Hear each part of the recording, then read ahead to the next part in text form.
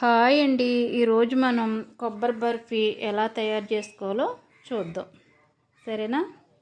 ముందుగా ఇలా కొబ్బరికాయలు పీచు తీసి ఇలా కొబ్బరి పీచు తీసుకోవాలి.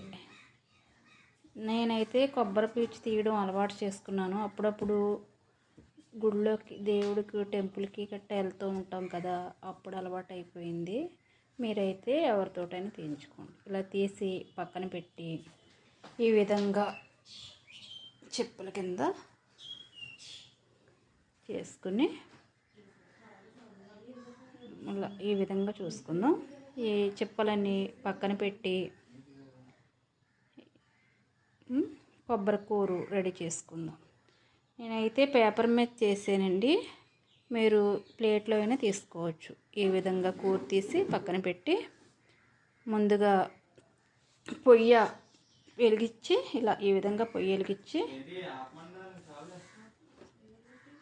బాండిలు పెట్టి పొయ్యి మీద ఇలా కొంచెం పొగ తగ్గాక బాండిలు పెట్టి కొంచెం వీటెక్కాక ఇలా కొబ్బరి తిరుడు, కొబ్బరి కూరు, నేనైతే ఒక గిన్నె కొబ్బరి కూరు తీసుకున్నానండి. ఇలా కొంచెం ఇలా అడుగు పట్టకుండా ఇలా తిప్పుతూ ఉండాలి. మనం మంట అయితే లో ఫ్లేమ్లో పెట్టుకోండి, మళ్ళీ అడుగు పట్టేస్తుంది, కింద మాడిపోయినట్టు అయిపోతుంది. ఇలా తిప్పుతూ ఉండాలి.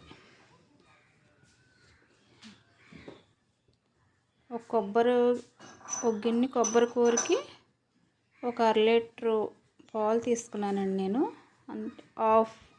హాఫ్ గిన్నె పాలు, మిల్క్ తీసి హాఫ్ గిన్నె షుగర్ తీసుకున్నాను. ఈ కొలత అయితే పర్ఫెక్ట్గా సరిపోద్ది.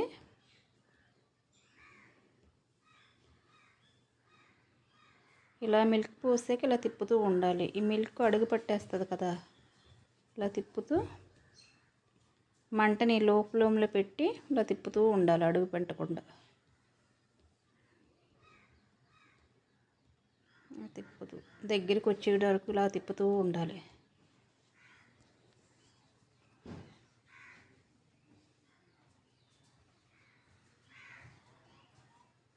ఇలా నేను ఒక హాఫ్ గిన్నె చక్కెర వేస్తున్నాను.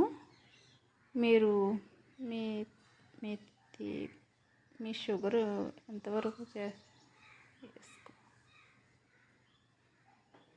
ఇలా తిప్పుతూ ఉండాలి, అడుగు పట్టకుండా.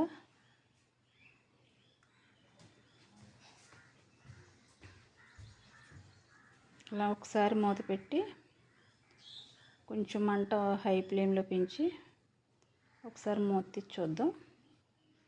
దగ్గరికి వస్తుంది. ఈ లోపల మనం ప్లేట్కి నెయ్యి రాసి ఉంచుకుందాం రెడీగా.